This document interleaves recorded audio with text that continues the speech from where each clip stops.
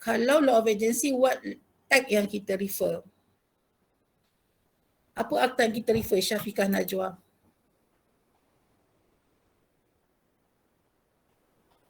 Syafiqah Najwa, what act we refer? Ya. Kalau kontrak kita refer contract act, kalau hire purchase kita refer hire purchase act, kalau sales of goods kita refer sales of goods act, kalau agency what act we refer?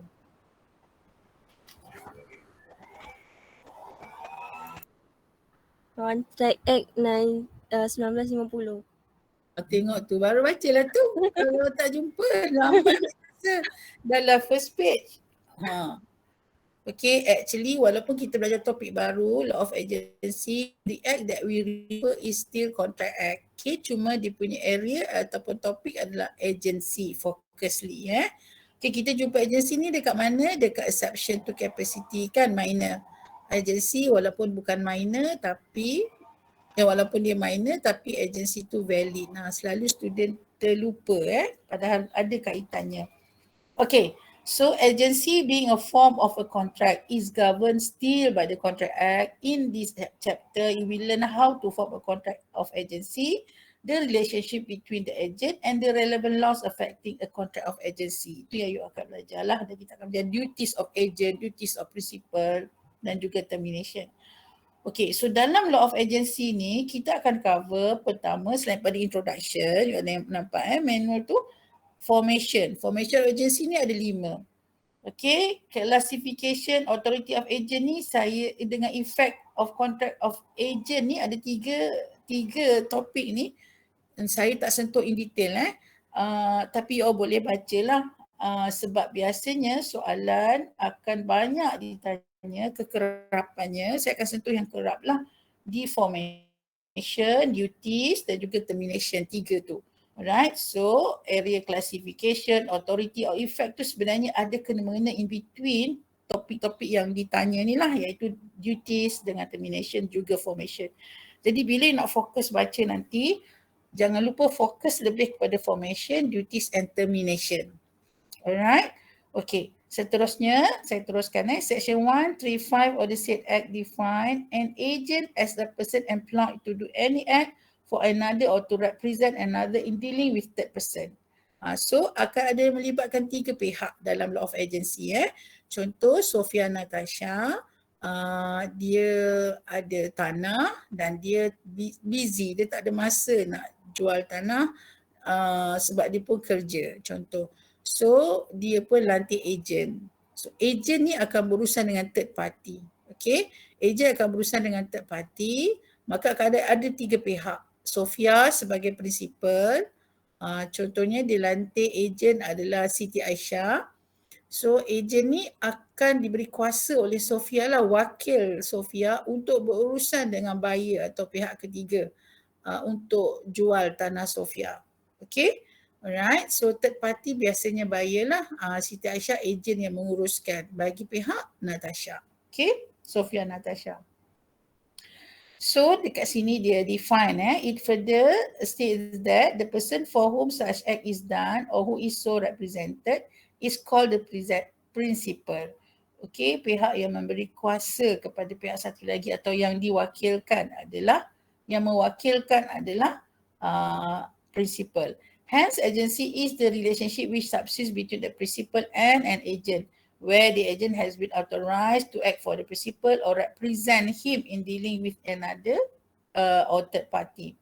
So maksudnya agent ni mewakilkan diri dia bagi pihak principal dengan berurusan kepada pihak ketiga.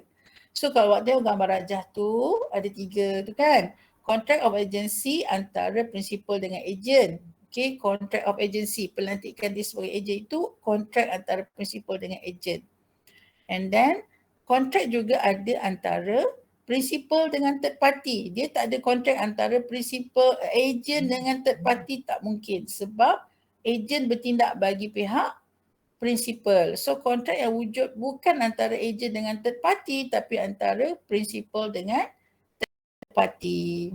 Okay, alright, tidak ada kontrak antara third party dengan agent lah sebab jual beli itu adalah harta principal.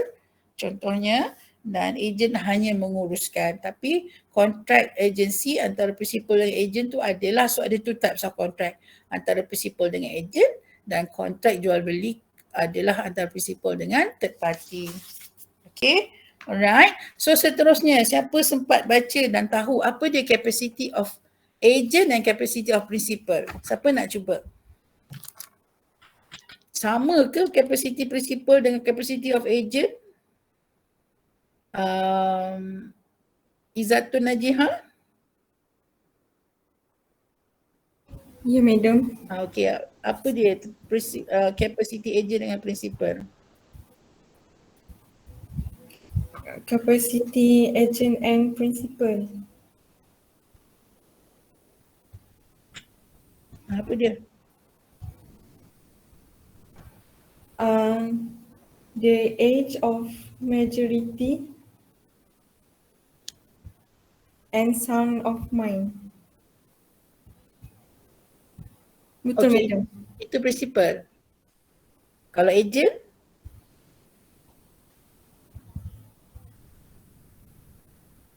Kalau agent, how about agent punya capacity?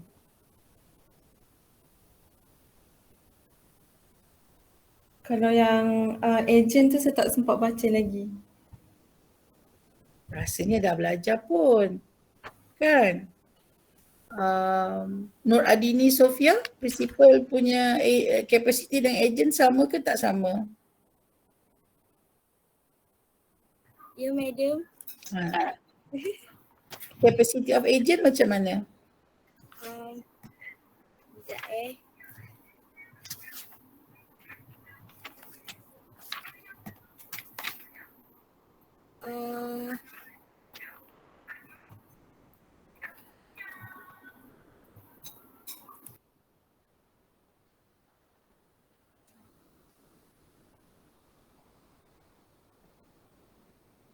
Lambat.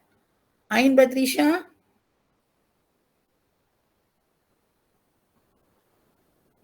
Yes, madam. Okay, apa dia capacity agent, sama tak dengan capacity principal, iaitu dewasa dan juga tak gila?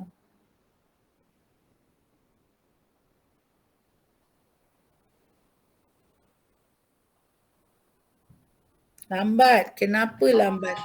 Kalau Agent, capacity dia?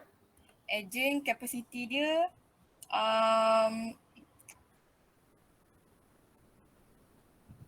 minors. Bukan minus, salah tu. Minus tu bukan capacity. Oh, kalau contract is made by parties competent ke? Okay, capacity of principal tadi kawan awak kata dia 18 tahun dan juga dia waras lah. So adakah agent pun sama capacity dia? Mesti 18 tahun dan mesti waras juga. Itulah, tak baca lah tu. Berapa kali dah saya sebut tadi, kita belajar sebelum ni agency exception to general rule, kan? Maksudnya agent boleh gila dan juga boleh bawah 18 tahun. Valid sebab dia exception to general rule. Okay, so kena tahu agent adalah exception to general rule kepada minor. So walaupun dia minor, kontrak pelantikan dia sebagai agent adalah valid. Contoh katalah Ain ada bisnes jual kuih raya. Okay, kuih raya, baju raya, dan Ain nampak jiran Ain, anak dia yang 17 tahun tu memang berbakat dalam buat marketing, sebab pandai cakap, ada watak yang menarik. Jadi Ain rasa nak lantik dia sebab Ain fikir di samping bakat dia, kelebihan dia, bayar pun tak perlu nak mahal sangat sebab belum ada pengalaman. So pelantikan jiran Ain punya anak yang bawah 18 tahun itu adalah valid. Sebab apa? Sebab responsibility bukan di bahu that minor, tapi responsibility itu di bahu Ain sebagai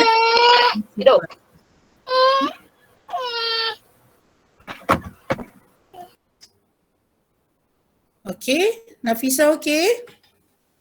Okey. Adik ke? Tak, anak buah saya kacau. Awak jaga ke? Ya, mak saya buat kuih. Kuih raya? Ada orang tempah. Kuih raya apa tu? Kuih kapit. Oh, susah tu buatnya. Buat pakai arang ke? Tradisional ke bukan? Tak, bukan. Oh, buat modern lah. Modern okey lah. Tak susah sangat. Okay, so Ain faham Everyone faham capacity of principles. Semua principal wajib ada kewarasan dan juga capai 18 tahun. So kalaulah Intan pula, Ain Batrisha punya jiran tu nak lantik pula ejen lain, tak boleh sebab dia tak boleh jadi principal sebab dia minor, dia bawah 18 tahun. Tapi pelantikan dia sebagai ejen valid. Sebab Ain sebagai prinsipal akan bertanggungjawab kalau ada apa pun masalah yang anak jiran dia buat dengan transaction bersama third party tu. Undang-undang benarkan sebab tanggungjawab itu di bahu prinsipal. Okay, minor tu hanya valid atas transaction yang dia buat. Maksudnya kalau dia boleh cari buyer, okay, maka buyer itu sah membeli daripada prinsipal lah, daripada Ain macam tu. Okay, so kena faham itu prinsip yang you kena tahu. Sepatutnya tak perlu salah lagi sebab dah bagi tahu dah.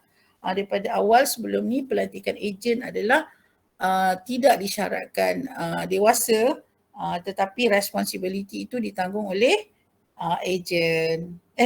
Oleh prinsipal. So takkanlah prinsipal nak lantik walaupun minor yang tak membantu dia kan, tak membantu menguntungkan dia. Dah tentu prinsipal bila dia dah willing untuk bertanggungjawab atas apa yang minor tu akan terbuat, tercuai ke apa ke, of course lah prinsipal akan lantik walaupun dia minor tapi ada kelebihan macam itulah. So memanglah gila pun boleh jadi ejen tapi takkanlah kita lantik orang gila kan, tak memberi manfaat kan. Maksudnya dia tidak disyaratkan tapi terpulang kepada prinsipal. Kalau nak lantik minor, pelantikan dia sebagai ejen adalah valid. Tapi responsibility prinsipal yang akan tanggung. Okey, seterusnya kita pergi kepada topik yang sangat penting yang kalau kita tengok pasal question pun selain daripada topik kita belajar selepas ni itu duties of agent, duties principal, formation ni pun popular ditanya dalam exam question. Okey, so kita ada 5 bagaimana terbentuknya law of agency relationship. There is no specific formality in order to form or create an agency. Usually, an agency is created or formed by the agreement or consent of both parties. Maksudnya tak adalah spesifik macam mana nak buat contract agency ni secara spesifik dan akta, tapi yang pastinya ialah persetujuan kedua-dua pihak boleh membentuk agency relationship, contract of agency. Okey, dan kita diberikan oleh undang-undang ada 5 cara bagaimana agensi boleh terbentuk. Okey, so sekarang ni saya bagi masa 2 minit untuk you create mnemonic untuk 5 creation of agency ni. Okey, ada 5 formation of agency ni. Okey, create mnemonic, saya bagi masa untuk you all fikir dan tulis terus dalam chat box jangan lambat. You all boleh buat Michael Jackson Kenal Balik India Utara punya style, atau you all boleh buat suami isteri saksi wali akad siswa. Okay, so saya beri masa 1 ke 2 minit je secara kreatif. Bagaimana you all nak ingat semua 5 formation atau creation of agency ni. Okay, 5 minutes, not 5 minutes, 2 minutes from now. Okay, jangan lambat Lambat tak ada apa-apa contoh kat sini, saya suruh buka semua orang kamera. Okay, 2 minutes from now. Tulis 5 je, tak susah. You all dah tulis ni kan dekat chat box, nanti akan jadi group work tau. Masuk dalam koleksi you all dah buat tu, masuk dalam simpanan. Nanti bila-bila saya minta submit, you all kena submit. Saya akan hargai tugasan awak tu lah, hasil ciptaan awak tu. Okay, 2 minutes from now.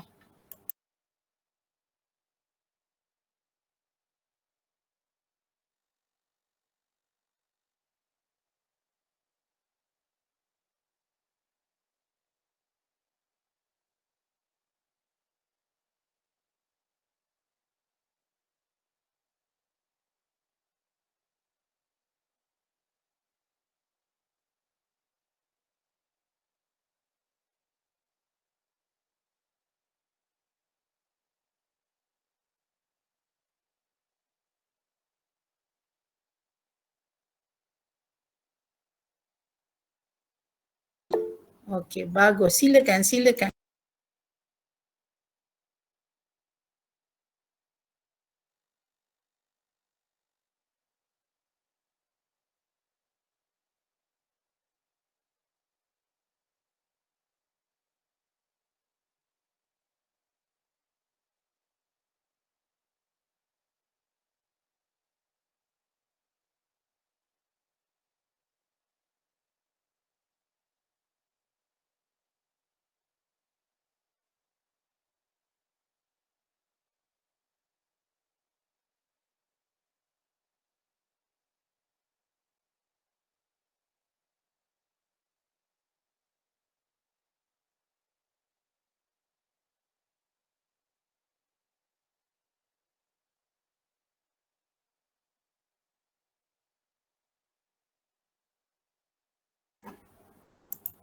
Okey, alhamdulillah, tahniah.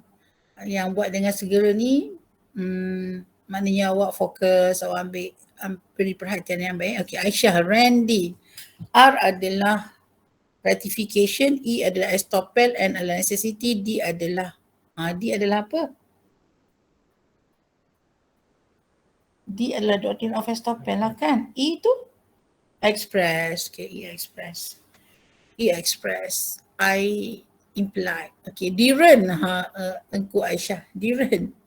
Randy, Diren, Ahmad Mustaqim. Dina kan? Dina macam senang nak ingat. Okay, Dina.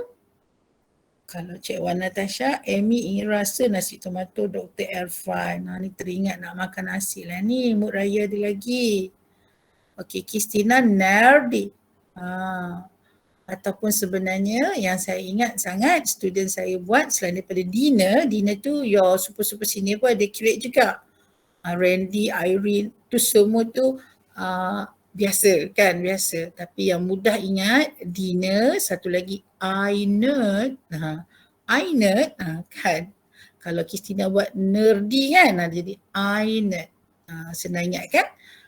And read. And read.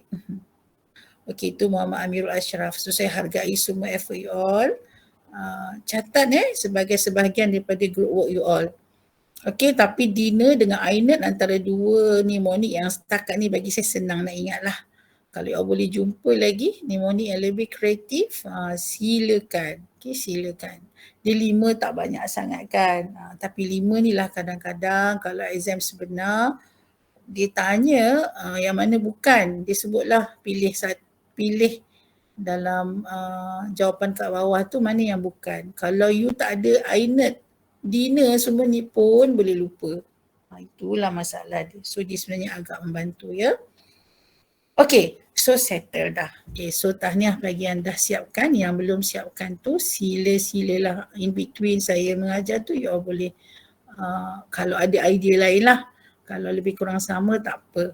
Okay, tak apa tulis kat chat box. Right. So kita teruskan kepada formation yang pertama. Okay, semua orang? Everyone dah bersedia? Kalau bersedia sila sebut bersedia madam. 1, 2, 3. Bersedia sekarang? Bersedia madam. Berapa orang dia yang sebut tu? Yang lain tak bersedia ke? Sekali lagi. Dah bersedia belum untuk belajar hari ni? Kejap lagi. Bersedia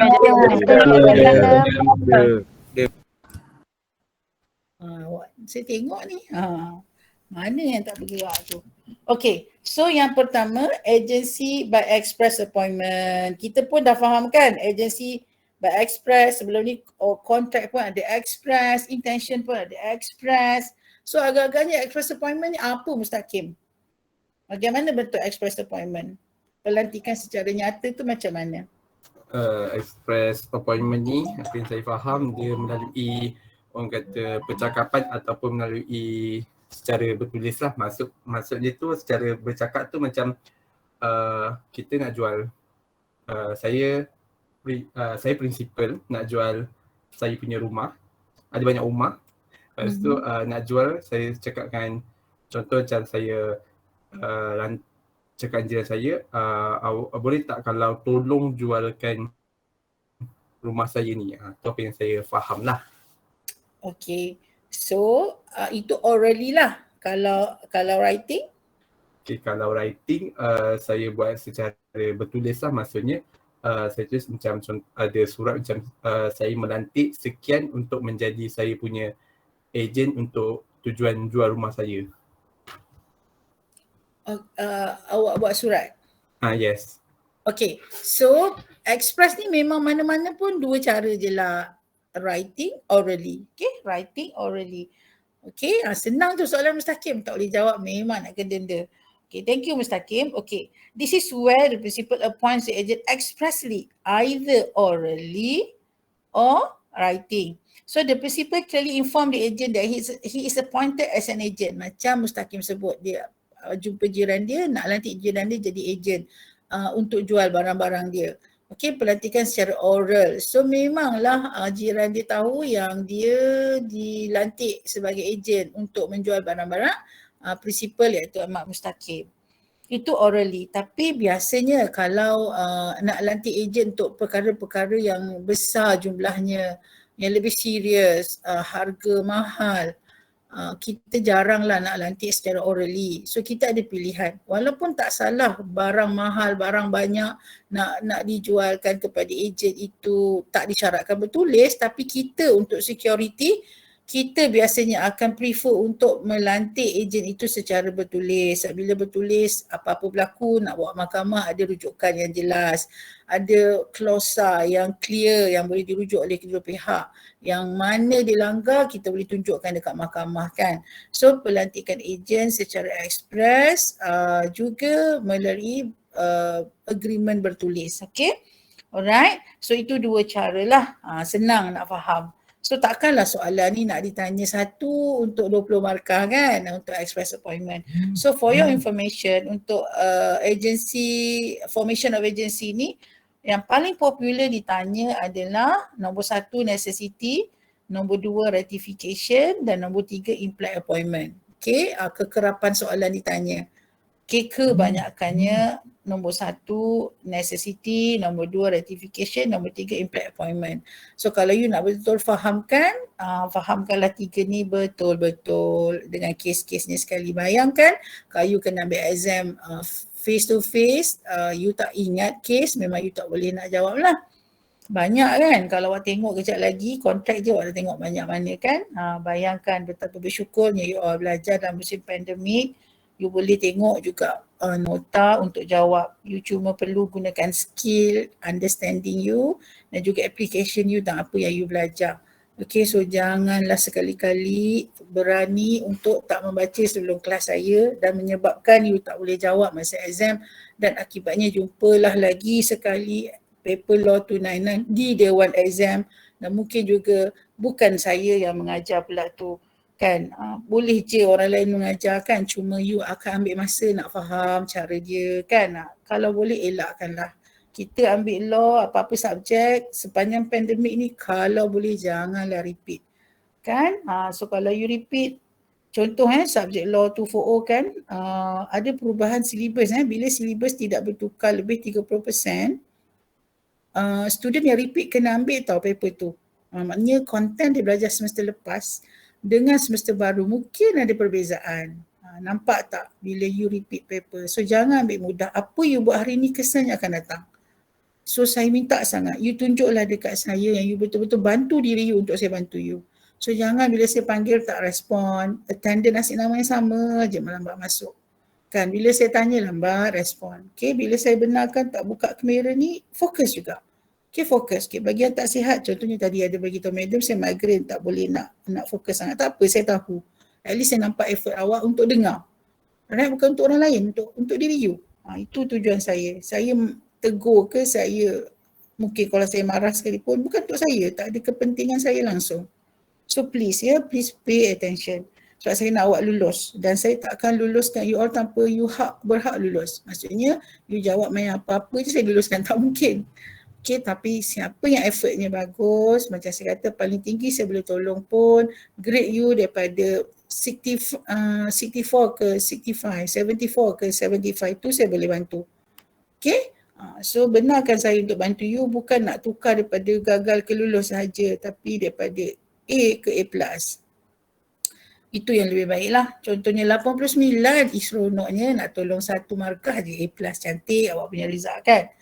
Tak ada siapa pun nak petikaikan result tu. Sebab saya akan pertahankan pelajar saya yang saya bantu satu markah ni, dia memang bagus. Attendance dia bagus. Kalau saya bagi task, dia akan respon dengan baik. Tak ada siapa boleh petikai dengan satu markah tu. Okay, I know my student. Macam tu lah tapi kalau saya nak bagi daripada markah 30 ke 50 tak mungkin lah kan. Itu pun tak beretika dan bantuan tu tak sewajarnya. Okay, alright. So bayangkan banyak kes nak ingat ni. Jangan repeat paper. Jangan ambil paper ni sekali lagi. Dengan cara ada saya tengok trend pelajar beberapa nama yang tak join secara konsisten. Atau kalau join saya nampak tak berapa fokus. Perasan nanti ada masa nak baca, dengar record. Jangan harap lah. Tak sama tak sama kalau you cuba fokus waktu kelas. Okay. So yang kedua, agency by implied appointment. Okay, kalau sebelum ni kan, implied appointment ni yang kita belajar dalam law of contract kan, Cik Wan Natasha apa dia? Kalau kontrak kita belajar, express tu writing and orally. Kalau implied yang kita belajar, bagaimana cara dia? Implied tu tersirat Natasha. Macam mana Cik Wan Natasha? Yang kita belajar dalam kontrak. By implied offer pun ada kan? Apa cara dia? Wan Natasha, where are you? Apa cara? What are the situation if the contract is by implied atau agency by implied appointment? Acceptance. Apa awak acceptance ni? Contoh express tu orally writing. Kalau implied macam mana? Dia tersirat. Yes, apa contoh tersirat tu? The principal does not expressly give that authority to the agent. Tak menjawab soalan. Sofia Balkis, are you there? Okay Sofia, kalau express offer atau contract writing or orally. Kalau implied, apa dia? Dari segi perbuatan dia. Yes. Conduct of the parties dan juga satu lagi C, apa dia? Satu lagi apa Sofia? Saya pada conduct. Kalau implied, conduct dan juga siapa? Circumstances. Yes, circumstances. Bagus Liana. Conduct and circumstances. Dah belajar kan? Dalam law contract. Dalam apa-apa implied offer adalah circumstances and conduct. Sama juga dengan implied intention. Circumstances and conduct juga. Kalau express sama. Okay, express sama. Iaitu orally writing. Itu soalan saya Natasha. Bagaimana bentuk express dan implied tu? Okay, yang kita dah belajar. So you akan faham lah. Pergi kepada agency macam mana pula. Of course dekat agency, implied itu macam Wan Natasha sebut tadi, tersirat kan. Tersirat tu maksudnya dia bukan nyata. Dia tersirat daripada perbuatan, dia tersirat juga daripada circumstances. So adakah ciri-ciri tambahan lagi implied itu dalam agency? Jom kita tengok Okay. So kalau kat sini kita lihat, in some situations, the principal does not expressly give the authority to the agent or appoints the agent in a manner which is expressly clear. But the principal's authority can be seen from his conduct or the circumstances or the situation. Nampak tu? So biasanya implied ni macam tu lah. Maksudnya kita tak lantik dia dengan jelas. Aku lantik kau jadi agent. Kita buat surat dengan jelas, agreement dengan jelas. Tapi dia boleh juga terlantik sebagai agent melalui circumstances, conduct dan juga situation. Okay, so hence although the principal does not expressly appoint the agent to represent him, it can be implied that the agent has been appointed. This case may arise in the following situation. Okay, contohnya implied from the circumstances of the case. Okay, cuba baca. Okay, bagi Chan dekat Wan Natasha. Sekali lagi untuk you baca illustration section 140. A owns a shop tu. Baca Natasha. An authority is said to be implied when it is to be inferred from the circumstance of the case, and things spoken or written, or the ordinary course of dealing may be accounted circumstance of the case. Okey, faham tak? Awak baca yang mana? Section 140. Saya suruh baca illustration to section 140. A owns a shop tu. A owned a shop in Kajang, living himself in Kuala Lumpur and visiting the shop occasionally. The shop is managed by B and he is in the habit of ordering goods from C in the name of A for the purpose of the shop and of paying for them out of A funds with A knowledge. B has an implied authority from A to order goods from C in the name of A for the purpose of the shop. Okey, faham tak Natasha? Kenapa dianggap sebagai implied kat situ?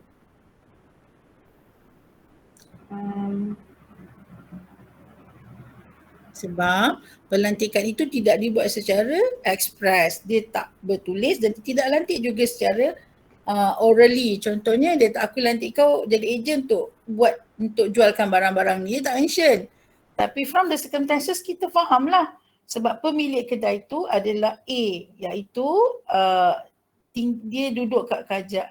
Dia ada kedai dekat Kajang tapi dia tinggal dekat KL. Sesekali je dia tengok kedai dia dan kedai dia diuruskan oleh B, yang mana B biasanya akan order barang-barang tu daripada C atas nama A. Maksudnya bukan B punya, dia buat bagi wakil A. Dan apa-apa bayaran diterima pun akan masuk dalam akaun A dengan pengaturan A. Walaupun B tidak dilantik secara express, either by orally or expressly, iaitu secara writing, tetapi kita tahu from the circumstances B hanyalah agent kepada A. So akta yang melibatkan contractual relationship dalam contract act akan mengikat agent dan prinsipal tersebut. Okay, itu yang pertama. Implied yang pertama iaitu from the circumstances and conduct. Okay, yang kedua adalah ini tambahan kan, tambahan yang kita belajar untuk law of agency. Kita ada dua lagi tambahan iaitu implied from the relationship of husband and wife dan juga implied by the Partnership Act 1961. Tambah lagi dua situation, dua lagi keadaan implied. Okay, bukan saja circumstances and conduct tapi juga melalui hubungan antara suami dan isteri dan juga Partnership Act 1961. Okay, siapa rasa-rasa dia dah baca dan dia nak cuba explain apa dia implied appointment of agency daripada hubungan suami dan isteri. Siapa nak cuba? Ilham, lepas masuk nanti saya nak awak jawab soalan ni tau. Pergi toilet dulu. Okey, siapa nak cuba? Salah tak apa. Irhan Hakim, cuba Irhan Hakim. Rasa-rasanya kan Irhan, kalau dalam relationship husband and wife, implied agent ataupun siapa yang ada implied authority as agent dalam hubungan suami dan isteri, Irhan? Suami. Suami. Sekejap madam. Nur Kristina, suami ke isteri yang ada implied authority? Isteri. Yang lelaki cakap suami, yang perempuan cakap isteri. Kristina yakin? Nur Kristina confident? Kristina yakin? Dah tak jawab pula. Yakin madam. Lambatnya. Tak saya baca balik takut salah. Okay, kenapa Kristina yakin? Sebab dia kata the common law develop a presumption that the wife has a husband authority to pledge his credit for necessaries in all domestic matters. Irhan tak bacalah tu. Kan maksudnya si isteri yang ada implied authority yang mana undang-undang bagi apa maksud dia? Best tau jadi isteri kalau you tengok dalam relationship ni lah. You sebagai isteri ada implied authority untuk berurusan dengan pihak ketiga dan menjadikan suami you bertanggungjawab atas transaction you dengan pihak ketiga. Okay? Pihak ketiga tu adalah orang yang you jual belilah. Okay. So where a wife is cohabiting with her husband, the common law develop a presumption that the wife has her husband's authority to pledge his credit for necessaries in all domestic matters. Perkara-perkara perlu je dalam perkara-perkara keperluan rumah tangga. Okay, ordinarily entrusted to a wife or family or household use suited to their condition, style and standard of living. Maksudnya sebagai seorang isteri, dia diberi satu kuasa oleh undang-undang untuk membeli ataupun untuk berurusan tentang perkara-perkara keperluan rumah tangga selagi ia sesuai dengan kehidupan munasabah pasangan tersebutlah. Okay. Kenapa munasabah? Maksudnya bukanlah you berjoli lebih daripada keperluan Okay, so this presumption comes under the word circumstances of the case under section 140 above. For example, if a wife buys groceries on her husband's credit for her family daily consumption, the husband would be liable to pay as the wife is said to have acted as an implied agent. Faham tak? Contoh, katakanlah Christina pergi kedai Acong ke kedai Pak Mat nak beli barang-barang keperluan, beras, tepung, gula, ikan. Lepas tu cakap dekat Pak Mat macam ni, Pak Mat nanti husband saya bayar. Macam tu. Okay, so menjadi tanggungjawab husband Christina untuk bayar barang-barang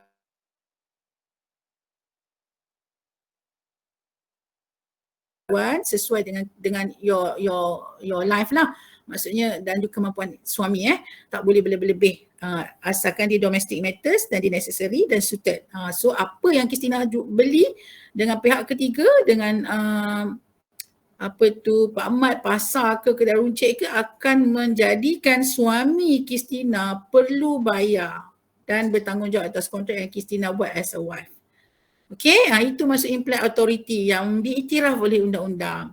So untung jadi isteri kan. Dalam Islam pun macam tu juga. Tu sebab dalam Islam ada sebut harta suami, ada harta isteri. Tapi harta isteri. Maksudnya bila isteri bagi dekat suami itu jadi sedekah. Tapi apa yang suami bagi dekat isteri itu akan jadi tanggungjawab. Macam tu. So dia apply samalah bagi saya konsep dalam Islam ni. Okay, so isteri ada implied authority. Selagi dia untuk keperluan, selagi dia untuk rumah tangga dan juga sesuai dengan kehidupan yang munasabah suami isteri tersebut. Okay, tetapi ada berita baik pula untuk si suami kan. Iaitu, however, the husband can rebut the presumption of this implied authority by proving that, okay, yang pertama, he had expressly forbidden his wife from pledging his credit. Contohnya, katakanlah suami-suami ni kan, contohnya Haziq Rushdan ada Haziq? Ada madam. Haziq group mana Haziq? 3A. Okay, Haziq Baihaqi dah join dah. Awak call dia cakap apa? Aki dah ada dalam group lah. Awak call ke tak? Haris ada message tadi. Oh, Haris message lah. Okay, Haris yang class rep kan? Okay, Haris awak call Baihaqi cakap apa?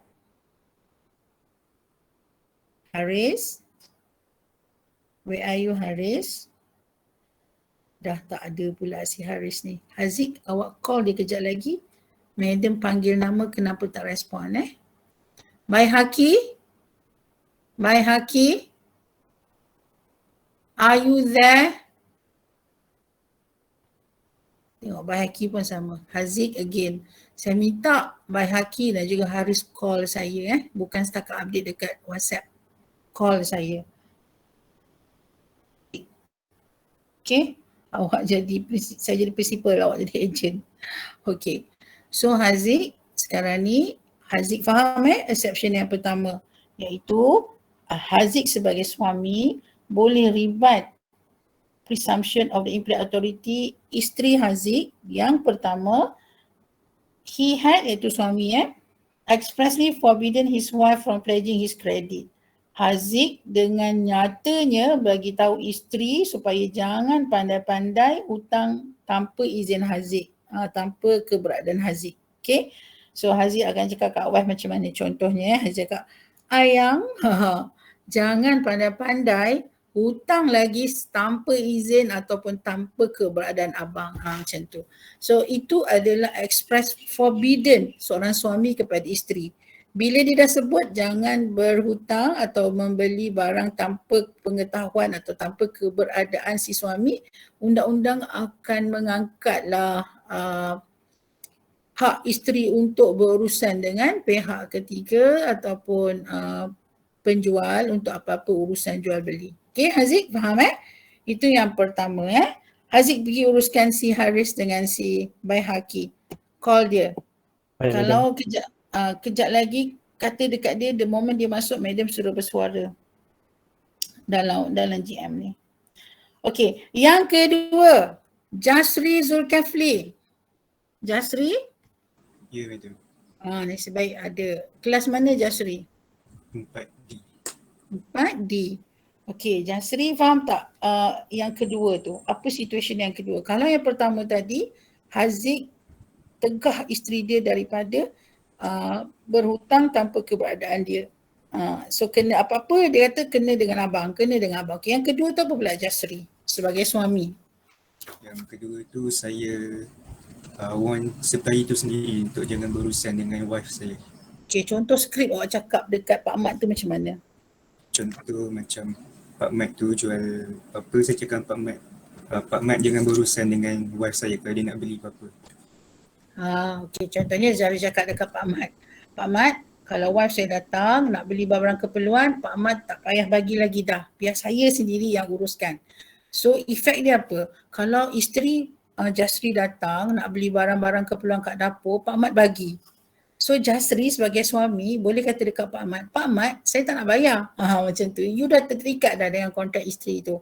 Okay, Pak Mat saya tak nak bayar. Saya dah pesan dekat Pak Mat kan? Supaya jangan berurusan dengan wife saya tanpa saya ada. Macam tu. So itu adalah how the husband can rebut the implied authority of the wife. Okay? Alright, tu contoh. Ni dua contoh kat atas suami kedekut kan. Okay. Yang ketiga. Yang ketiga kita minta Yusri. Muhammad Yusri. Are you there? Ya, madam.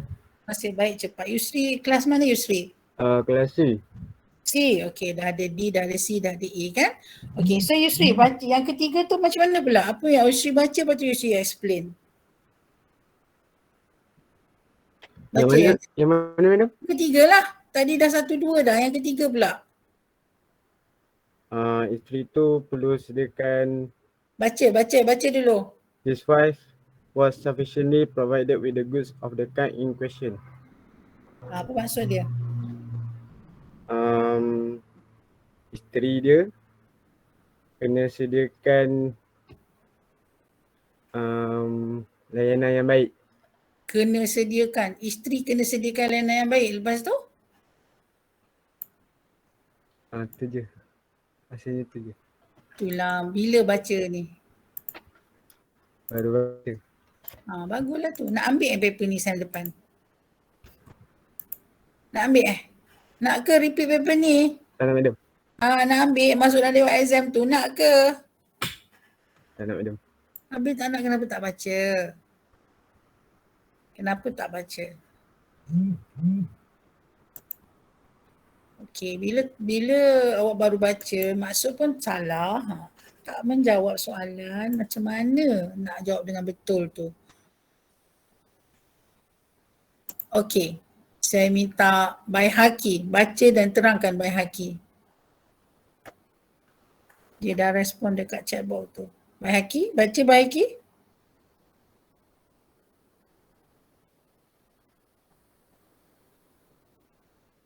Baihaqi.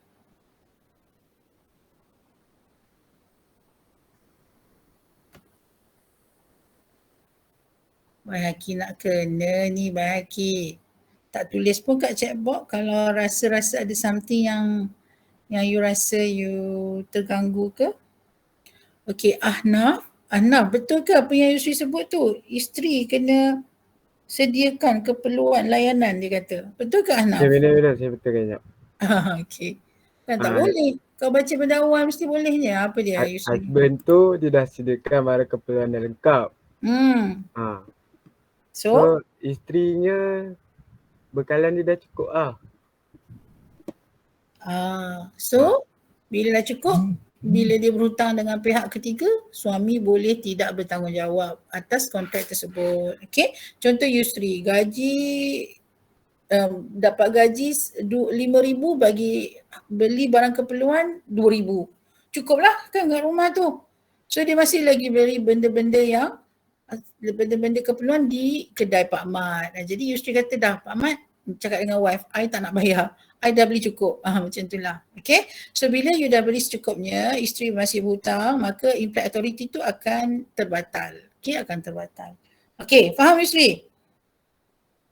Madam. Apa susah sangat? Sebab baca lambat. Baru Tadi sekali lalu dia baca memang nak kena belasah dengan saya lah tu kan. Baca sekali lalu sebab baru baca. Cuba baca sebelum, mesti boleh jawab terus. Boleh jimatkan masa kita. Betul Yusri? Betul madam. Apa maksud Yusri? Apa maksud nama Yusri? Dipermudahkan. Pemudahkanlah Yusri baca sebelum kelas. Pemudahkan dengan tegangkan dengan tepat. Okey, kita pergi kepada Ahnaf pula. Ahnaf, silakan Ahnaf. Baca yang keempat Ahnaf. His wife was given a sufficient allowance for the purpose of buying goods without having to pledge her husband's credit. Okey, maksudnya apa? Maksudnya suami tu dah bagi allowance yang cukup, yang cukup untuk beli barang tanpa si isteri perlu sampai minta kredit card lah. Sampai berhutang lah. Okay. So Ahnaf contohnya gaji 10,000 kan? Bagi dekat wife 6,000, Ahnaf belanja 4,000 je. 6,000 takkan tak cukup duit untuk isteri dia membeli barang keperluan. Betul tak Ahnaf? Betul. So Ahnaf boleh gunakan hujah yang dia dah beri secukupnya wang untuk isteri dia belanja untuk keperluan. So tak ada keperluan lagi dah untuk dia bayar lagi hutang yang isteri dia buat. Okay? Alright. Okay, last kali. Okay, thank you Ahnaf. Last kali Ilham dah habis kat toilet dah? Dah ada dah kat sini? Yes, ada. Okay Ilham, baca yang last kali. Number 5. Yes. The contract though for necessaries was unreasonable, having regard to her husband's income at that time. Okay, tu maksudnya apa Ilham? Maksudnya walaupun benda tu dia necessary, dia tak dia unreasonable sebab dia kena depend on the husband income. Okay, contoh? Dia beli apa? Contoh kalau macam dia beli barang macam keperluan tapi yang macam tak kena dengan husband income, dia kira unreasonable. Okay, contohlah beras kita ada beras serendah harga RM24 sehingga harga RM100 Ada tau beras RM100, beras wangi, sedap rasa dia. So suami dia ni gaji baru RM2,000 tapi beli beras RM100 kan, 2 kampit 200. So tak munasabah lah. So apabila si isteri berkontrak dengan pihak ketiga lebih daripada keperluan dan kemampuan suami pun dia akan terhapuslah, terbatallah implied authority yang undang-undang bagi kepada isteri. Okay, so kalau nak senang ingat, 2 tegah, 2 cukup, 1 tak munasabah. Apa 2 tegah? Tegah si isteri daripada berhutang tanpa izin atau keberadaan si suami. Parti jangan pandai-pandai bagi hutang dekat isteri saya tanpa pengetahuan dan keberadaan saya. Okay, itu tegah, 2 tegah. Cukup pula ialah si suami bagi barang yang cukup kepada si isteri tapi isteri masih berhutang untuk keperluan. Padahal keperluan tu dah cukup dah, barang-barang dah cukup dah. Okay, so suami boleh tidak membayar atas apa yang isteri dia buat. Yang kedua dah bagi cukup duit dah, tak ada lagi sebab untuk dia berhutang pun suami boleh tidak bertanggungjawab, dan kalau third party sue si suami ada reason untuk pertahankan lah. Dan last sekali ialah bila suami terpaksa membayar hutang dia oleh si isteri lebih daripada bukan setakat lebih daripada keperluan tapi kemampuan suami. Gaji suami kecil, dia hutang besar. Okay, itu antara 5 situasi lah bagaimana suami boleh tidak dipertanggungjawabkan atas kontrak yang dibuat oleh si isteri. Okay, so apa dia, ulang balik, dua apa dan satu apa Syafiq? Ya saya madam. Apa dia, dua apa dan satu apa untuk 5 situation tu. Saya baru sebut. Syafiq Abdul Halim. Silakan. Yang cakap 5 ni madam. Apa yang saya baru bagi tips tadi? Fokus ke tak Syafiq? 2 tegah. Siapa dah bagi WhatsApp tu? Lagi satu? Dua apa? 2 cukup, 1 tak pasti. Banyak cantik, satu tak pasti. Memang satu tu awak tak pasti jawapan dia. Zakwan, bantu Zakwan. Awak suka tak pasti Syafiq? Pastikan apa yang awak buat tu mesti jelas. Okey Zakwan. Apa? 2, 1 apa? Salah satu Syafiq jawab tu. Zakwan, are you there? Ada madam, tapi fokus ke tidak? Ini contoh-contoh tak fokus yang boleh jawab ni.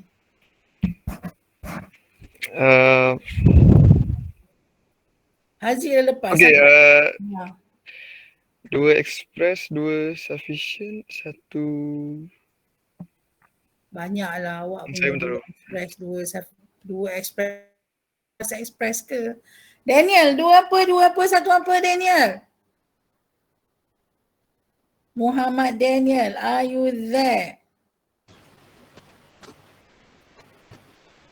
Yang satu tu munasabah madam. Tak munasabah. Tak munasabah. Okey, sebut balik. Dua apa, satu tak munasabah. Ulang balik Daniel. Tengok ini contoh, tak fokus. Apa dia? 2 tegah. Aha. 2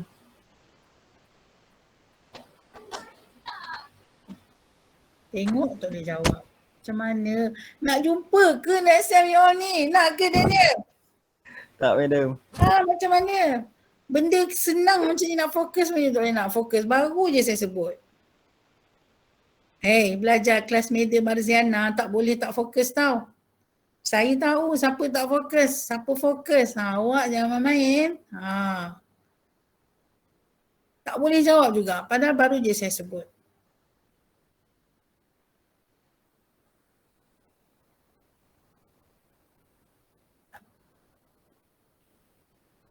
Muhammad Ikhwan, sebut semula Ikhwan. Dua apa, satu apa? Ikhwan. Muhammad Ikhwan.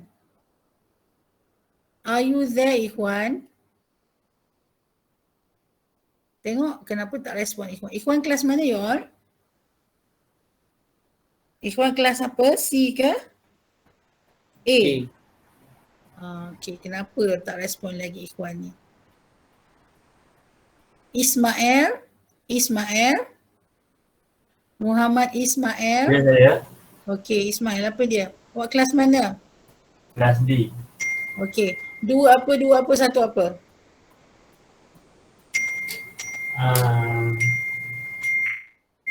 Dua cukup, 2 tegah, 1 unreasonable. Okey, siapa bagi WhatsApp tu? Tak, yang dalam grup punya. Ya. Okey, apa yang 2 cukup, apa yang 2 tegah tu Ismail? Sekejap. Saya tanya sekejap. Apa yang 2 tegah tu Ismail? Lambat Ismail. Tak fokus ke Ismail? Ambil ringan kan belajar law. Awak rasalah beratnya nanti nak jawab soalan. Beratnya repeat nanti. Nak ke rasa tu Ismail? Tak nak. Habis? Tak nak kena seiring dengan usaha. Fokus. Kalau you all fokus, laju dah kita belajar. Nabil. Muhammad Nabil. Muhammad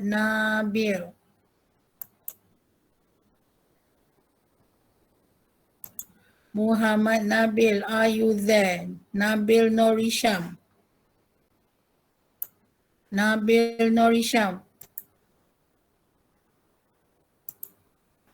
Nabil, where are you? Nabil kelas mana ya? Muhammad Nabil Risham kelas mana? Adakah kelas A? Kelas A, madam. Mana Nabil ni?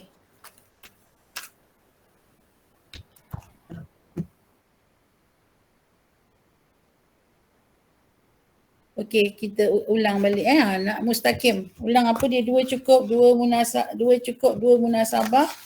Dua cukup, dua tegah, dua cukup. Satu tak munasabah. Apa benda dua cukup tu? Okey. Mustaqim. Dua start mana je? Okey, dua cukup tu, dua cukup disediakan secukupnya keperluan.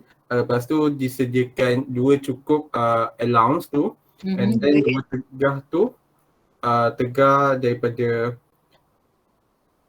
berhutang, daripada suami berhutang, dan daripada isteri berhutang. Daripada isteri berhutang, dan satu tegah daripada tegah yang orang kata suami supplier tu. Suami tegah supplier lah, won ataupun sekat supplier dari terus memberi izin isteri dia berhutang lah. Betul. Okey. Okey, lagi satu tak munasabah. Tak munasabah dari segi pembelian barang based on husband income. Okey, senang je kan? Itu pun mustaqim tegak-tegak nak jawab. Dua tegak isteri, tegak terpati. Dua cukup, suami bagi cukup keperluan, dua suami bagi cukup allowance. Dan last sekali, isteri berhutang di luar kemampuan suami, tak munasabah kontrak dia. Okey, tu je kan. Yang susah sangat kenapa? Baru ringan tau. Yang berat dekat ni, dekat agency by necessity. Baru elemen komersial lah. Ini bukan elemen komersial, ini live. Okey, social lah. Ini nilai komersial. Terus pergi kepada creation of agency by necessity all. Okey, creation of agency by necessity. Okey, kali ni saya tak nak ada yang tak fokus. Right? So saya harap Amirul panggil Daniel, panggil Ikhwan, panggil Nabil. Madam suruh fokus. By Haki semua fokus. You all takkan nak ambil lagi sekali kan? You all mungkin sakit untuk sekarang sebab saya tak nak you sakit kemudian. Tapi kalau you tak sanggup bersakit-sakit dengan saya, you akan rasa sakit kemudian. You nak yang mana satu? Okay? Memang betul. Kelas saya memang saya akan pastikan benda ni you all kena fokus. Kalau tak, you rasalah sakitnya repeat nanti. Biar you susah sekarang. Biar you fokus dan ambil tanggungjawab untuk dengar betul-betul apa yang saya explain. Kalau tak, awak yang susah nanti. Okey, bukan lama sangat kan, 2 jam. Kan 2 jam tu pun bagi break. Okey, so sekarang ni you all terus buka kepada creation agency by necessity. Saya bagi tahu keyword dalam agency by necessity ni, you all cuba tengok ada dua situation. Dua situation yang membentuk agency by necessity. Okey, dua situation. Ada 4 condition. 4 condition ni syarat-syarat dia kena ada 4 baru agency by necessity tu terbentuk. Dan yang ketiga adalah ada 3 efek kesan daripada agency by necessity tu. Okey, alright. So dengan nafas yang lega, tarik nafas dalam-dalam. Okey, kita dah ketepikan dah apa yang kita belajar tadi, ni lebih serius. Iaitu agency by necessity. Saya ulang, ada 2 situation, cuba tengok apa situation tu. Ada 4 conditions, apa 4 conditions tu? Dan ada 3 efek. Right? So saya beri awak kebebasan untuk dalam tempoh 5 minit. Kalau nak pergi toilet sekejap. Kalau nak regang kotot, nak pergi minum. Okey, minum air sekejap, gerak-gerak sikit ke, tapi selepas tu terus fahamkan apa dia 2 situation, apa dia 4 condition dan apa dia 3 efek. Dia sebenarnya dalam tempoh 5 minit tu cukup kalau you prepare sebelum my class. Right? So 5 minutes from now. Right? So saya harap you all betul-betul manfaatkan masa yang ada ni. So jangan lama sangat pula ke toilet, lama sangat pula buat exercise kan. Okay, 5 minutes from now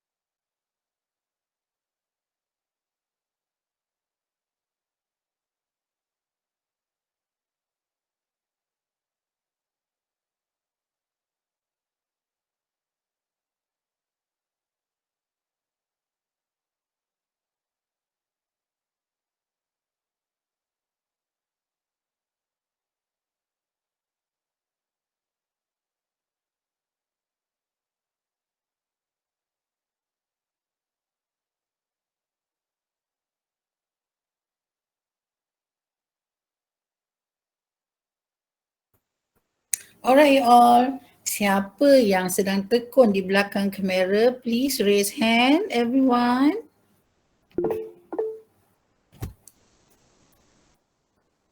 Very good. Lagi.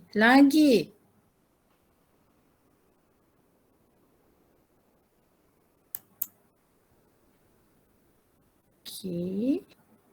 Jangan lower dulu. Haziq Rizwan, Haziq Rushdan mana? Imran Nazmi, Intan Khairina, dah angkat belum? Dah, Madam. Ahnaf, Aidil senyap hari ni, tak bersuara. Kenapa Aidil? Are you there Aidil? Ada, Madam. Jangan senyap sangat, kena tunjukkan kehadiran awak, fokus pada hari ni.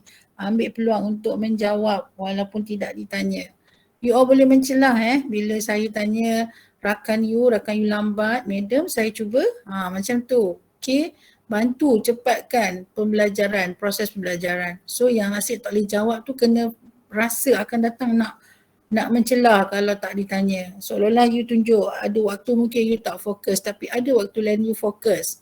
Taklah all the time sama aje. Kan lambat masuk orang yang sama je.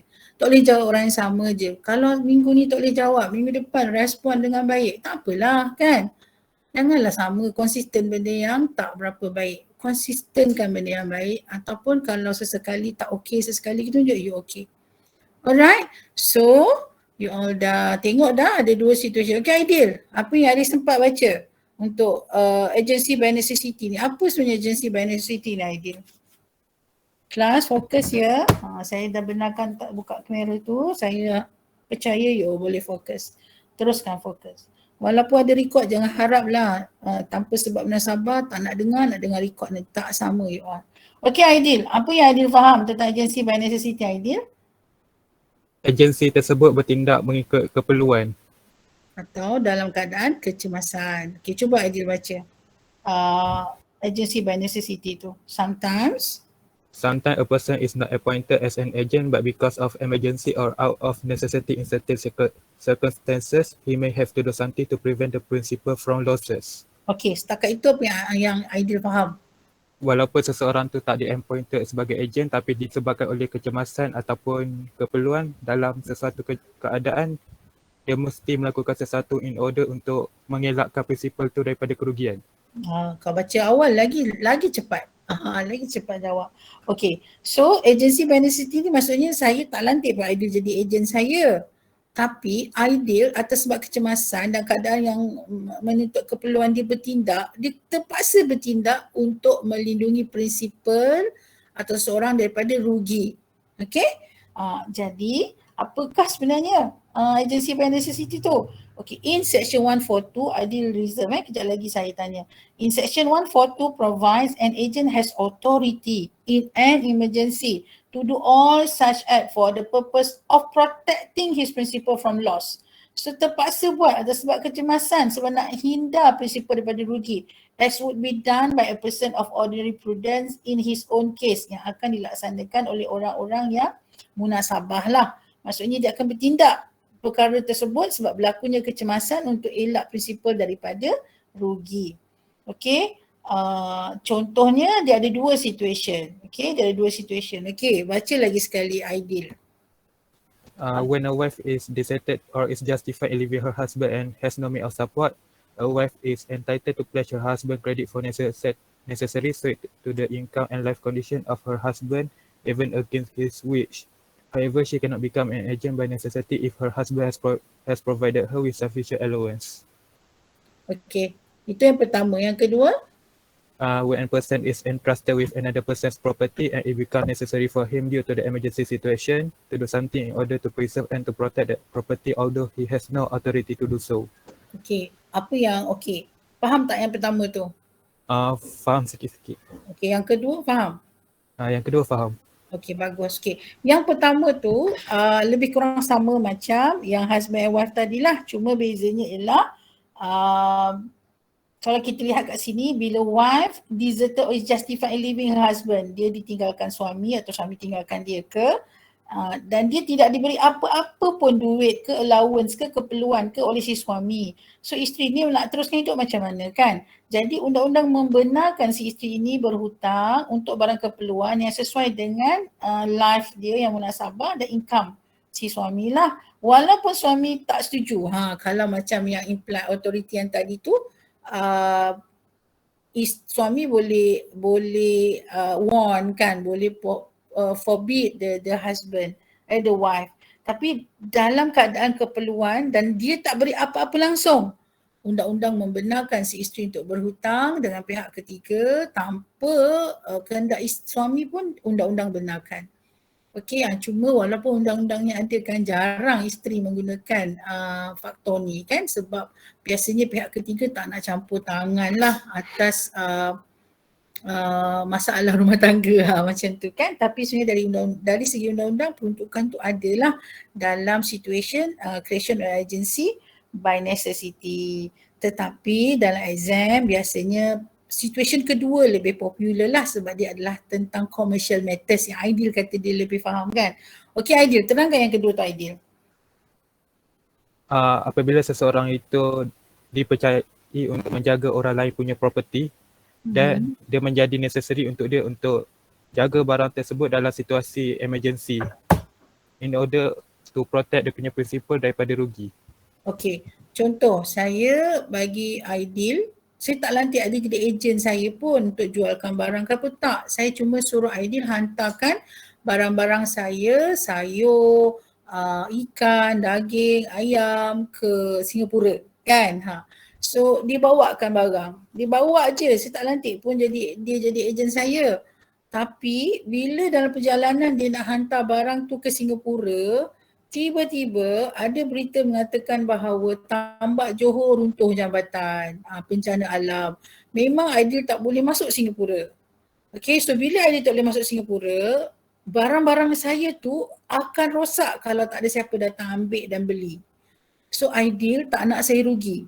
Kan? So dia tak nak saya rugi, dia kata kalau tak jual barang dia akan rosak, busuk dan akan rugi prinsipal, saya akan rugi. Jadi dia ambil keputusan dalam keadaan kecemasan tu, dia jual all daging, ayam, ikan, sayur tu dekat kawasan berdekatan dan dia terpaksa jual rendah sikit harga sebab tempat tu bukan pasar kan. So dia kena jual sikit murah, daripada saya rugi besar, saya terpaksalah rugi sikit macam tu. So itu contoh situation yang mana seseorang yang tak dilantik jadi ejen terpaksa bertindak untuk melindungi prinsipal daripada rugi dengan tindakan dia sendirilah. Okay, alright. Tetapi apa yang Aidil buat itu akan menjadi agensi by necessity yang valid kalau Aidil fulfill all the 4 condition. Okay, kalau Aidil tak fulfill all the 4 conditions, dia punya tindakan akan ada masalah. Okay, so kita minta Imran Nazmi baca ke-4 condition tu Imran. Okay, sebelum kita baca 4 condition tu, kita bagi juga situation emergency tu. Saya rasa kita beri juga kepada Aidil lah untuk baca case Great Northern tu Aidil. Lepas tu Imran Nazmi kena bersedia Okay, Aidil baca case Great Northern tu. The relevant case is Great Northern Railway versus Warfield. In this case, the railway company, which is the plaintiff, had been entrusted to deliver a horse of the defendant to a destination. However, when it reached the destination, nobody came to take the horse. The plaintiff had to look after the horse and took several actions in order to preserve the safety of the horse. Plaintiff then claimed from the defendant the extra expenses incurred in preserving the interests of the defendant. However, the defendant refused to pay on the ground that the plaintiff was not authorized to do so. It was held that the plaintiff was an agent by necessity and therefore entitled to the claim.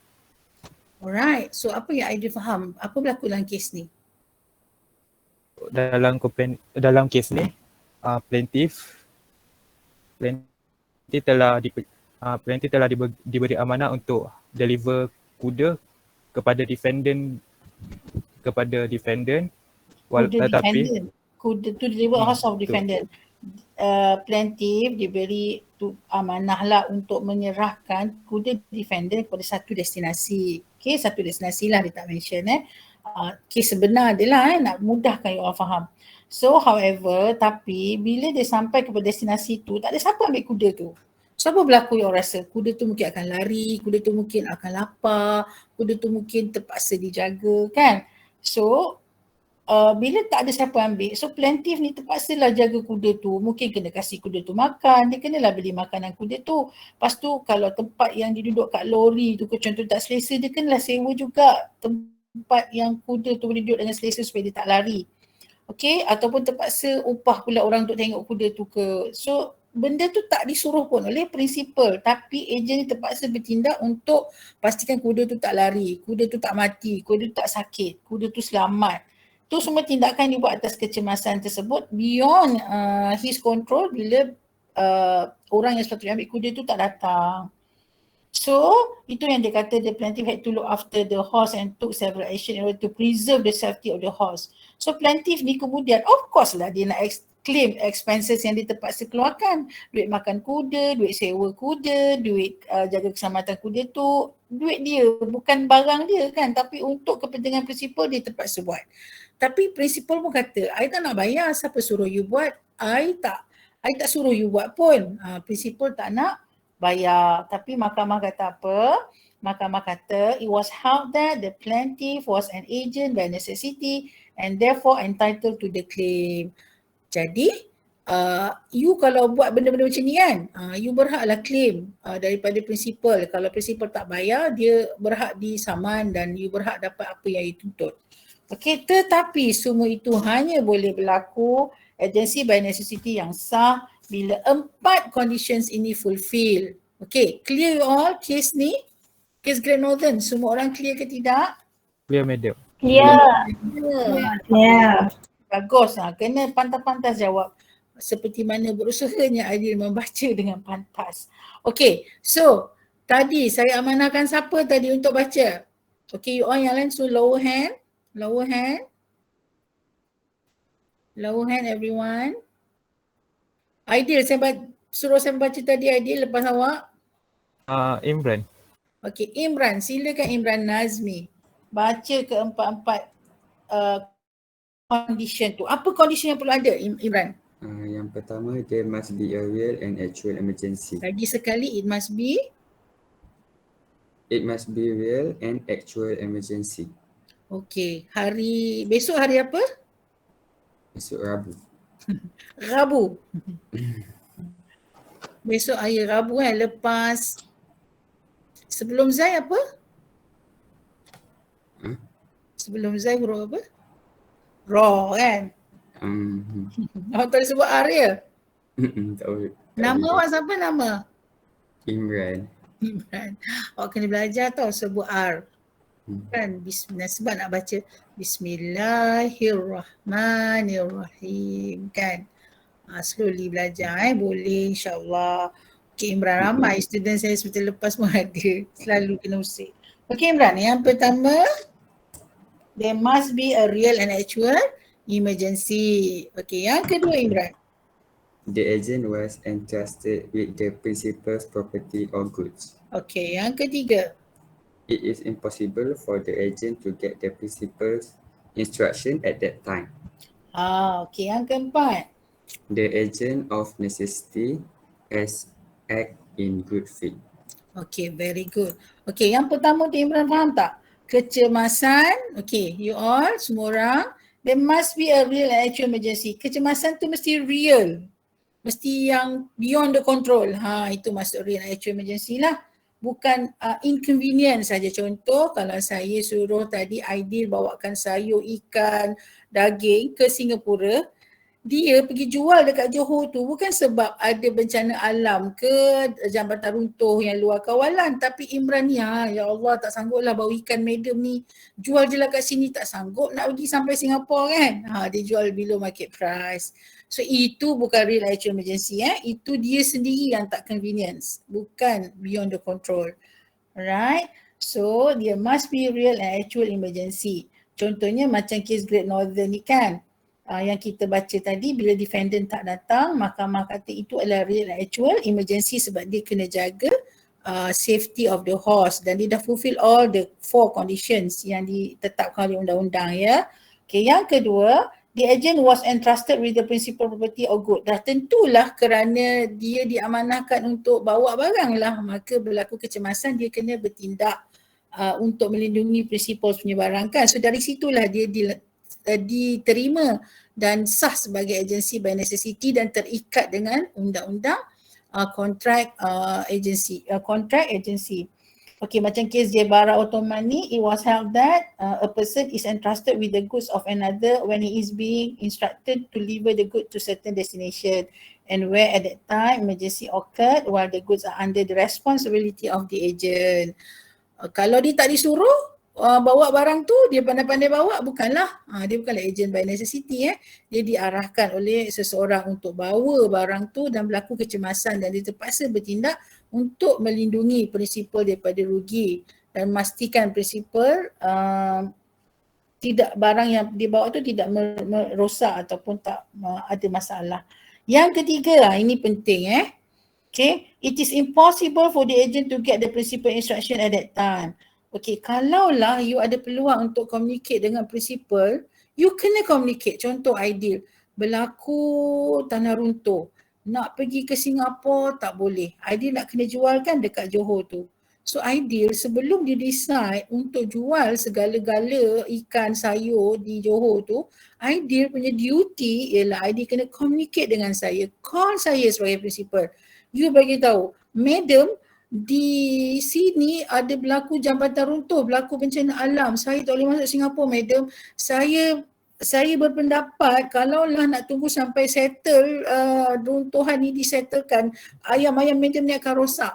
So apa cadangan madam untuk saya laksanakan so madam tak rugi? Saya cadang macam tu. Saya cadang kita jual aja dekat sini dan terpaksa jual below market price madam. Kalau tak madam akan rugi. Macam tu. So kalau saya kata okey saya serahkan kepada awak. Ideal nak buat apa saja asalkan barang tu terjual semuanya. So apa yang ideal buat tu adalah sah di sisi undang-undang. Dan kalau ideal terpaksa incur cost apa-apa ke sebab nak jual tu kena set up tempat yang proper, keluar duit sendiri ke, memang saya kena bertanggungjawab untuk bayar balik pada ideal. Sebab apa yang dia buat bukan untuk dia tapi untuk saya. Okay, so ideal as an agent kena communicate to get instruction. Kalau dia pandai-pandai buat decision tanpa pengetahuan prinsipal, maka ideal punya tindakan adalah tidak sah dan ideal tak boleh claim apa-apa pun duit yang dia dah keluarkan. Alright. Dia kena tanggung lah duit yang dia dah keluarkan tu, dia tak boleh claim. Tu sebab ideal kena buktikan sekiranya ideal nak contact saya dan keadaan kecemasan tu tak dapat. Mungkin ketika ideal call tu saya beritahu ideal saya akan menunaikan umrah. Waktu awak laksanakan tanggungjawab ni mungkin saya dekat Mekah. So awak tak payah call saya. Apa-apa awak decide sendiri. Saya serahkan dekat awak. Yang itu kalau dia nak communicate memang tak boleh, dia boleh buat keputusan sendiri. Dan ia tidak salah dari sisi undang-undang lah. Alright, kalau tidak dia akan jadi macam kes Springer and Great Western Railway. Okay, kita dengar suara Liana. Baca kes ni Liana. Kes Springer. Liana baca, nanti Sofia Balkis explain. Okay Liana, sila baca Liana. Okay. In this case, the defendant agreed to carry the plaintiff tomatoes from Jersey to Covent Garden Market. Due to bad weather, the ship arrived late at Weymouth. Meanwhile, the defendant workers were on strike. The tomatoes were found to be bad. Therefore, the defendant decided to sell the tomatoes at Weymouth because the defendant felt that the tomatoes could not arrive at Covent Garden Market in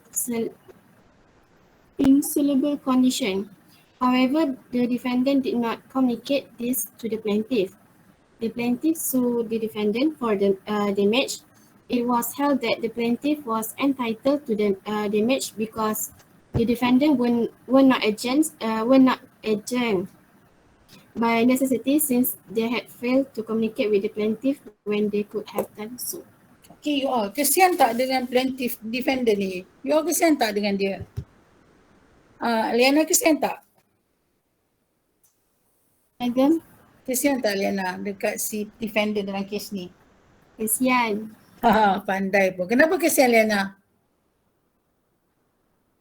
sebab defendant tu dia nak tolong plaintiff tu sebab takut tomato tu busuk, sebab tak lepas tu dia plaintiff tu pula nak sue the defendant. Nampak tak ya? Thank you Liana. Tak apa Sofia dan Liana dah boleh jawab. You nampak dalam undang-undang kadang-kadang kebaikan tidak menyebabkan kita tidak disaman. Nampak tak niat dia? Ada bad weather. Bad weather luar kawalan kan? Lepas tu strike. Strike ni apa? Strike ni bukan bowling tu. Strike ni pekerja-pekerja mogok. Pekerja-pekerja mogok kat situ. So benda tu akan jadi lambat. Dalam bad weather, pekerja-pekerja mogok. Dia kata kalau nak tunggu settle semua ni nanti rosak tomato ni. So dia jual lah. Supaya tak rugi besar. Dia ingat plaintiff suka. Tapi sebab undang-undang kata bila emergency communicate dulu dengan principal. So agent tak buat, principal gunalah undang-undang. Siapa suruh pandai-pandai? Dia kata, kenapa tak communicate dengan dia dulu? Sebab principal boleh buktikan agent ada ruang untuk communicate tapi agent tak communicate. Seolah-olah macam principal kata, aku tahu apa yang terbaik untuk aku buat kalau berlaku macam tu. Siapa suruh kau pandai-pandai? Padahal agent ni pula ingat takkan principal nak marah dan tentu itu decision yang terbaik. Tapi you kena ingat, you kena faham undang-undang supaya you tak menjadi mangsa dalam situasi you berniat baik. Okay, dalam konteks ni kan semua condition fulfill tau. Dia memang prinsipal amanahkan bawa barang. Okay, yang kedua memang real actual emergency, bad weather dengan pekerja mogok. Yang ketiga good faith. Syarat yang keempat tu the agent of necessity has acted in good faith. Niat dia baik, tak nak prinsipal rugi. Tak nak tomato tu rosak bila nak tunggu semua everything settle. So niat dia baik tapi sebab another condition iaitu dia tak communicate dulu dengan principal to get instruction, maka apa-apa kerugian yang berlaku agent tu kena bayar. Contoh niat dia baik, dia terpaksa jual tomato tu setengah harga. Setengah harga tu dia kena bayar principal. Apa-apa yang principal rugi dia kena bayar. Dah tu pula kalau dia kena keluarkan duit dia sendiri pun dia tak boleh tuntut. Itu yang kesian. Kalau you nampak kenapa you kesian dan you fahamlah kes tu. Okay. Tapi tak boleh buat apa sebab undang-undang is undang-undang. So that is why we learn law. Kita kena belajar law supaya kita tahu bagaimana kita nak buat keputusan yang terbaik. Supaya kita kena tahu juga ada benda baik yang kita buat. Tak semestinya kita terlindung daripada disaman. Okay. Faham tak semua orang? Clear tak? Clear. Okay, bagus. So yang keempat tu good faith. Good faith. Kalau bertindak dengan niat yang baik, agent itu pasti akan boleh claim lah tuntutan. So kalau all the four condition ni fulfill, barulah efek yang bawah ni 3 ni akan terpenuhi kepada agent. Okay, Sofia Balkis, baca ketiga-tiga efek tu. Okay, the first one is the agent will be protected from any claim of the principal. Second one, the agent will be entitled to claim whatever additional cost for his effort to protect and to preserve the safety and interest of the principal. And last one is a contract exists between the principal and the third party. Okay, so jelas kalau kita bagi contoh kes Springer tadi, agent ni tak di-protect from any claim. Dia kena bayar ganti rugi. Okay, katalah tomato tu harganya satu tu dia 50 sen sedangkan RM1. 50 sen dah lah berapa ribu tomato tu dia kena bayar dekat principal. Dia tak di-protect oleh undang-undang macam kes Great Northern tadi sebab dia tak fulfill all the four conditions. Okay, yang kedua pula lagi menyedihkan kalau dia terpaksa keluarkan duit dia sendiri untuk urusan tidak menjejaskan principal dengan niat yang baik sekalipun, dia tetap tak boleh claim. Burn duit tu sebab principal akan berpegang kepada hujah kenapa tak communicate dengan dia sewaktu emergency. Kenapa buat keputusan sendiri? Sebab agent gagal membuktikan it is impossible for the agent to communicate. You boleh bertindak sendiri, use your own discretion kalau you boleh buktikan memang you dah cuba dah contact principal tapi tak dapat. Dan dalam section 142 undang-undang membenarkan agent decide bagi pihak principal dengan syarat good faith lah. Okay, dengan niat baik dan untuk melindungi principal daripada rugi. Dan yang ketiga ialah of course bila pelantikan dia adalah valid dengan fulfill condition tu, kontrak tu wujud lah antara principal dengan third party. Kalau tak, kontrak pun tak sah. Okay, or everyone clear tak? Yeah. Clear? Yeah. Okay, so untuk sebelum kita berpisah ni, bersurai, okay, sebut ada berapa situation to creation of agency by necessity? Dua. Okay, ada berapa condition? 4. Ada berapa effect? 3. Okay, so saya bagi homework untuk you all create mnemonic condition of necessity. Saya bagi satu contoh sini you buat fire. Fire to F adalah good faith, I adalah impossible, R adalah real actual emergency, E adalah entrusted. Okay, so saya serahkan kat you all, nanti saya akan bagi tutorial tugasan untuk you all buat dan buat mnemonic tu lah. Contohnya fire boleh, ferry boleh, macam-macam, apa-apa saja. Okay, so saya harap you all belajar something yang bermakna pada hari ini. So kita dah cover, kita dah belajar introduction, kita belajar capacity of agent, kita dah belajar formation daripada express, implied sampai necessity. Nanti kita akan sambung pada kelas akan datang, ratification, estoppel dan juga duties. Alright, so jumpa lagi.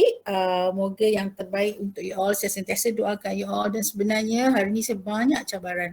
Doakan urusan-urusan saya juga lancar dan moga dipermudahkan semua urusan kita. Assalamualaikum warahmatullahi wabarakatuh. Bye. Waalaikumsalam. Okay, take care you all. Thank you, madam. Welcome. Thank you, madam.